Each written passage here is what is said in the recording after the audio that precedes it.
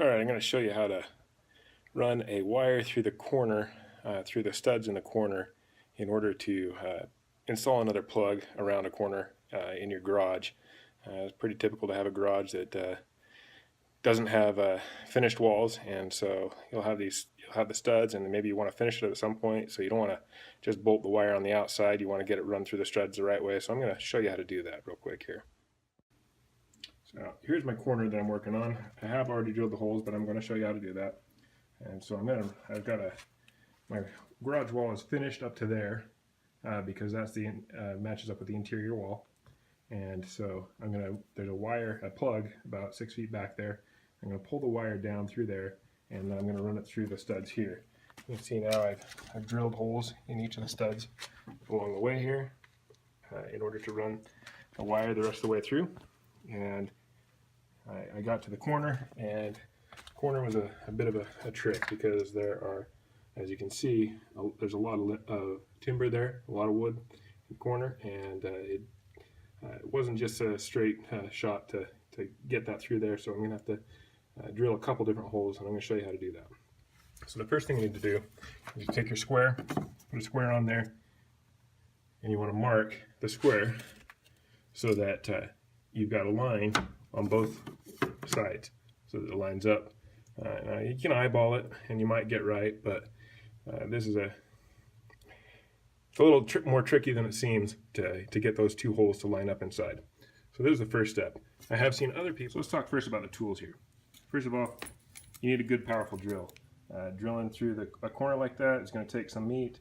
You're going to want to have either a corded drill or a drill that's got some pretty good heft to it. This here is my DeWalt 20 volt. It's up to the task and definitely can do the job. Second of all, you want to use a good auger bit. You can either use that kind, or you can use this type here. I use both of them in the process of doing this, but either one of them should be able to do the trick. In a pinch, you might be able to use a large speed bit, but I definitely recommend against it. Also, you can use a spade bit if you want to, but those are a little rough to work with in this kind of situation, and you're going to beat yourself up trying to do it. Much better off to have either of these type of auger bits here.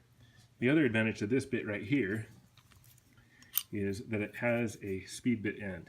Now normally I don't think that's much a big deal, but in this case it made a big difference. And I'll show you why. The other thing you're going to need is an extension. I found this DeWalt extension down at Lowe's, and it has a speed bit end, and so we're able to take that and we can connect up, and now we've got the speed bit on an extension. Now in order to do this, I knew I needed quite a bit of extension, so I actually bought two extensions. I bought a shorter one that's about 6 inches, and I bought another one that's about 12 inches long. And so alright, the first thing you're going to do is get your hole started. So I'm going to hook up the bit on my drill and get started. Alright, with the bit hooked onto my drill, I'm able to go ahead and find the line there. We want to keep our bit lined up with that. As you can see, my drill is not quite reaching, and so I got an issue here. I'm going to end up drilling towards the outside wall rather than drilling straight, and I'm going to create even worse than a 90-degree angle if I go this way. On this side over here, the situation's even worse. I don't have nearly as much space as I need in order to get into there. Add to that, I've got this piece of furring strip here, this little piece of chipboard plywood that is run between the two studs, and drilling into that is pretty challenging to keep your bit straight.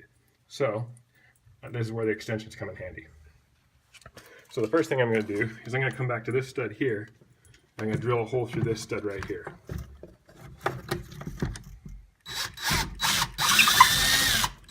Alright, now I've got a hole through that stud. Alright, now I grab my extension here, and what I'm going to do is I'm going to take the extension, I'm going to feed the extension backwards through that hole I just drilled just a little bit. I'll rest it there, and then I'll grab my drill and attach it to the extension. Here we are. We've got the extension attached to the drill. We've got the first hole drilled through the first stud here, and we can almost reach that stud over there now. So what we need to do, we're going to go ahead and we're going to attach the drill bit here so that we can go ahead and start our hole here. Now we're going to go ahead and we're going to drill as far as we can this way. It may not be very far. In this case, you can see I've run out of depth already, but I've got it started. All right, so we've bottomed out here. We don't have enough depth, and we've got our hole started, but we don't have quite enough room yet for our second extension. But since we've got our hole started, it'll be a little bit easier to go ahead and fit the drill in where we couldn't get it before. So we're going to remove our extension. Now, as you can see, we got enough space for our drill here. So we're going to want to make sure that we got enough space for our bit, so we know how deep we're going to drill with the bit. So I need to drill to here with my bit, and using my square, I'm able to see I need to go basically to the base of this shaft here. So now I can go ahead and stick that bit into my drill. And I know that I'm going to drill all the way up to the shaft there. So, all right, now that we got that, we can go ahead and we start the bit into our hole. And we got enough room. Before we start drilling, we want to make sure we're in there good and square. So we're drilling straight into the corner and not drilling out towards the outside wall. And we want to make sure we're going parallel with our line that we drew earlier. So, back a bit back out, and now we've got a hole from that side. This next one is a little more challenging because I just do not have space, even at the base of my drill, in order to fit through that hole right there. All right, because our space is so tight here, we can't really get all the way in there with our drill bit. However, if we go ahead and put our extension on here, we're still not going to have enough length, and we're not going to be able to reach. And so coming down and showing you, I'm going to kind of come in here on an angle to get it started.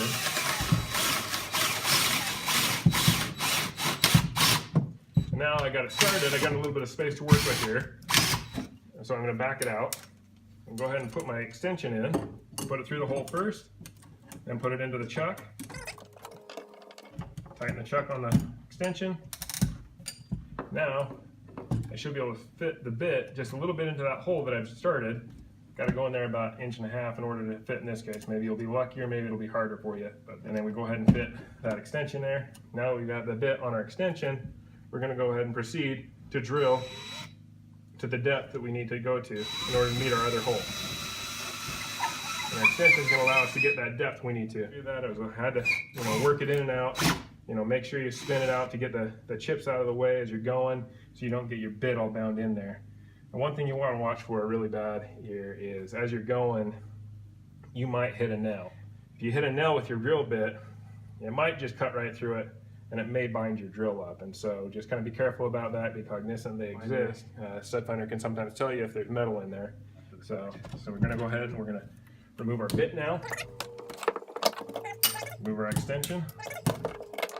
And now we got our hole drilled through there.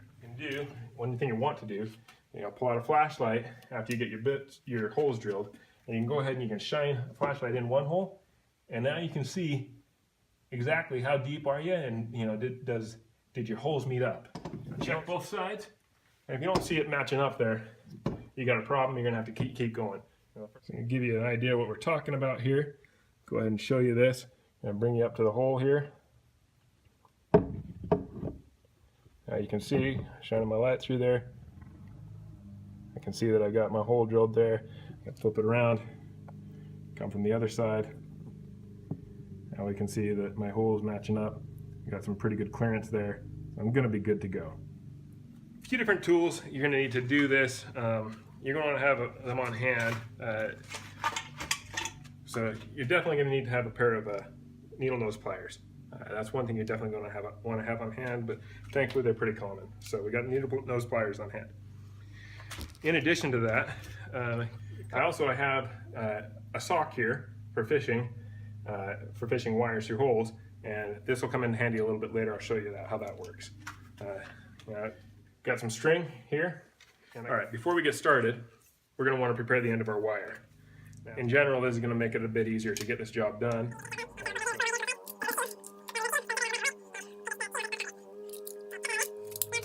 So the next step here is going to be we're going to cut back these two wires here.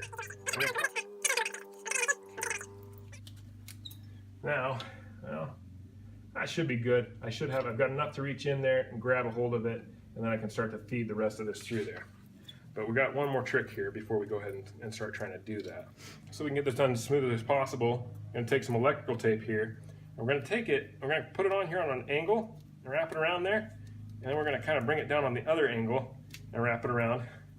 Then we're going to pull this tight and maybe come up and do that again. So now I'm going to bring this up close and show you here. What we got here, we've created a bit of a cone on the end of this so that we can, we're not going to get caught up when we start trying to pull this through there. That'll make this job just a bit easier. Now, I'm going to put a little bit of a bend into this wire to start with, just to kind of get the process started going around that corner. If it was less of a corner, I might just be able to fish it around there that way. Even at this, all right, you might find, as I have, that in the process of drilling your hole, you didn't quite hit straight on your line. That's why it's very critical that when you draw that line to begin with and you try and follow that super hard. When I did it originally, I did not draw a line, and so I have a hole that is not quite straight and doesn't quite meet up. I'm about halfway down, and they're halfway each way. So I'm going to go ahead and try and make the holes meet a little bit better.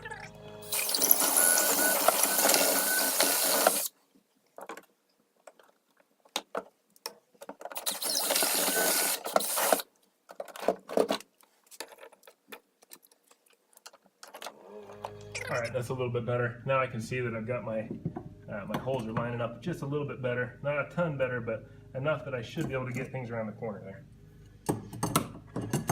Just to try and make this as easy as possible, I'm going to go ahead and continue clearing out from the other side.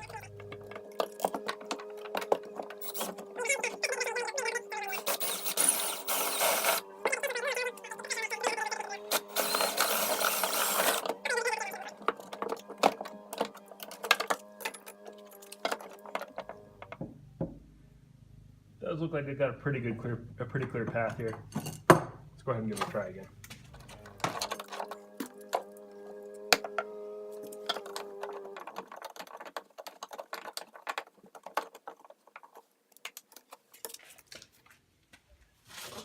All right, we fished the string into there. Let's go ahead and see if we can suck it out with the back end.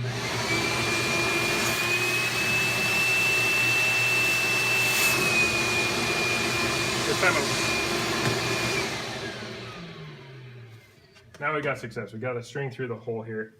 Now I promised you I'd show you a little later what the sock was for.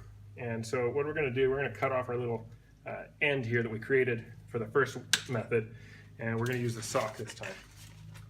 Now what a sock does, sock slips over the end of this right here, and it's kind of like a Chinese finger trap if you're familiar with that. But we go ahead and slip that up into there. Now when this pulls tight, it grabs a hold of that sheath, and it's not gonna slip out of there. That's just not gonna happen. So we're gonna go ahead, we're gonna hook this little hook on the end here to our string. Now that we got that, we'll close the hook here. Now we can go ahead and feed this through here, and we can guide it around that corner using the sock now. And we got our wire through the corner. I think you can see pretty clearly how the sock makes this process a little bit more simple. We got a lot of corners to do. Probably worth getting one of these in order to speed up the process. That way I don't have to do fancy cuts on the end of the wire in order to make it fit through that hole. Well, I hope you enjoyed this. I enjoyed making it for you. Just wanted to show how you can get through this corner here. I was able to find some examples of how to do it in text, but I didn't find any videos that showed how to do this. I hope this is helpful to you, and the next person can find what they need to in order to move forward more quickly than I did.